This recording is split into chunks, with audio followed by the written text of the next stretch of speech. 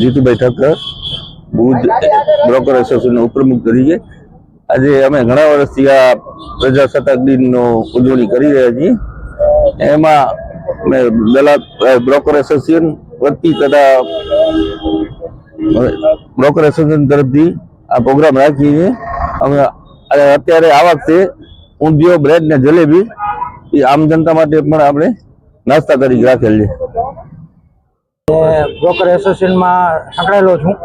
આજે જે દર વખતે આગલા વર્ષે પણ અમે જલેબી ગાંઠિયાનો પ્રોગ્રામ રાખ્યો હતો અને આ વર્ષે અમે ઊંધિયો, બ્રેડ ને જલેબી પ્રોગ્રામ રાખેલ છે.